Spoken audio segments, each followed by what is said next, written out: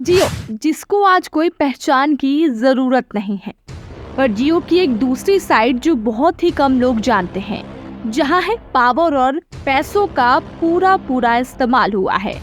और ये जियो की सक्सेस का राज शायद यही है। नमस्कार, स्वागत है आप सभी का एपीएस टॉक में। जियो ने आते ही इंडियन टेलीकॉम सेक्टरों में मानो तहलका मचा दिया था। इंटरनेट सब्जी से भी सस्ता कर दिया और फोन कॉल तो मुफ्त ही हो गया है। लेकिन इसके पीछे जो कहानी है वो बहुत कम लोग जानते हैं, और जो जानते हैं वो बहुत कम बोलते हैं उसके बारे में।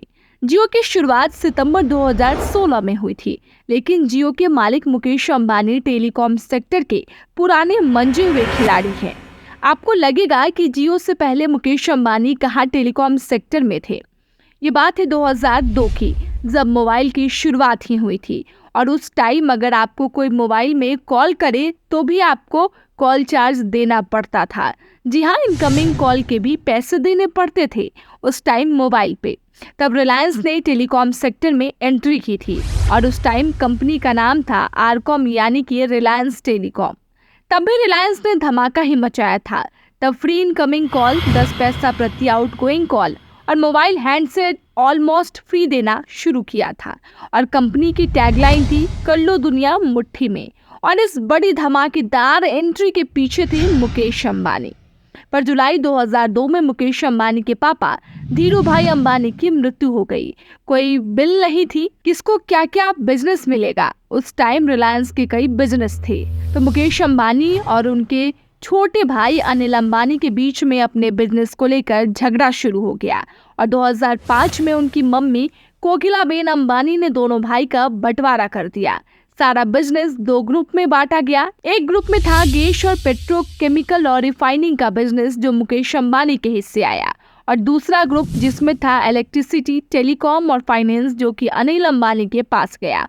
और वह आरकॉम मोबाइल कंपनी अनिल के पास गई। ये बंटवारे के टाइम दोनों भाइयों ने एक नॉन कंपीटेटिंग एग्रीमेंट साइन किया था, जिसके तहत दोनों एक दूसरे के बिजनेस में अगले 10 साल तक नहीं आएंगे। अब आता है स्टोरी में ट्विस्ट। 23 मई 2010 को दोनों भाइयों ने जो नॉन कंपीटेटिंग एग्रीमेंट साइन किया था उसको रद्द कर दिया, यानी कि दोनों अब एक दूसरे के बिजनेस में आ सकते थे। 24 मई 2010 से 11 जून 2010 तक भारत सरकार की 3G और वायरलेस इंटरनेट स्पेक्ट्रम का ऑक्शन शुरू हुआ।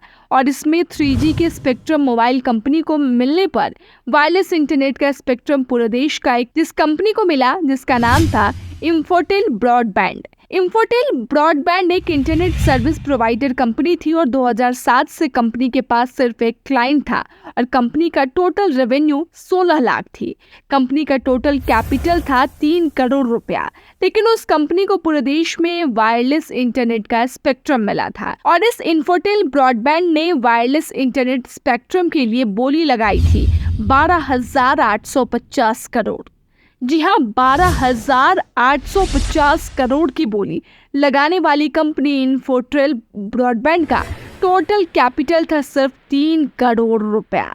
और इससे भी मजेदार बात ये थी कि भारत सरकार के स्पेक्ट्रम की बोली लगाने के लिए हर एक कंपनी को सरकार को 250 करोड़ का बैंक गारंटी देनी होती थी। और इस 3 करोड़ की कैपिटल वाली इंफोटेल ब्रॉडबैंड कंपनी को एक्सिस बैंक ने 250 करोड़ की बैंक गारंटी भी दे दी थी। अब आपको लगता होगा कि ये क्यों इंफोटेल ब्रॉडबैंड की कहानी सुना रही हूँ, तो कहानी में एक और बड़ा ट्विस्ट है। इंफोटेल ब्रॉडबैंड ने जैसे ही वायरलेस इंटरनेट स्पेक्ट्रम की बोली सरकार में से जीती, इसके कुछ घंटों में खबर आती है कि इस कंपनी का पेडअप कैपिटल 3 करोड़ से 6 करोड़ कर दिया है। और शाम को न्यूज आती है कि इंफोटेल ब्रॉडबैंड कंपनी में मुकेश अंबानी की कंपनी रिलायंस इंडस्ट्री ने कंपनी का 95% हिस्सा 4800 करोड़ में खरीद लिया है। और आगे जाके 2013 यानी इंफोटेल ब्रॉडबैंड का नाम हो जाता है जियो इन्फोकॉम, यानी कि आज का जियो मोबाइल। इंफोटेल ब्रॉडबैंड ने जो वायरलेस इंटरनेट स्पेक्ट्रम जीता था उसको मोबाइल कॉल के लिए इस्तेमाल नहीं कर सकते, ऐसा तय हुआ था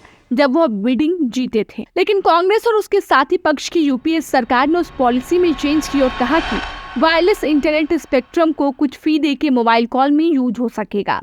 इस पर मुकेश अंबानी पे आरोप भी लगे कि मुकेश अंबानी ने यह पॉलिसी अपने पैसों के दम पे चेंज कराई और इसमें सरकार को 20,000 करोड़ का नुकसान हुआ था। इसके लिए एक जाने माने सुप्रीम कोर्ट के वकील प्रशांत भूषण ने कोर्ट में पीआईएल दाखिल की थी, लेकिन वह पीआईएल भी सुप्रीम कोर्ट ने खारिज कर दी। और इस केस में मुकेश अंबानी की ओर से वकील थे हरीश साल्वे, जो कि भारत के सबसे बड़े महंगे वकील है। और उसके बाद की जियो की सक्सेस की कहानी सबको पता है, लेकिन ये वाली स्टोरी बहुत कम लोगों को पता होगा कि ऐसा हुआ था। आशा करते हैं कि आपको ये स्टोरी पसंद आई होगी। अगर पसंद आई तो अपने दोस्तों के साथ शेयर करें। और मुकेश अंबानी ने जो किया वह सही किया या गलत किया वह कमेंट करके जरूर बताइएगा। मिलते हैं अगले वीडियो में, तब तक मचाते रहो। जय हिंद, जय भारत।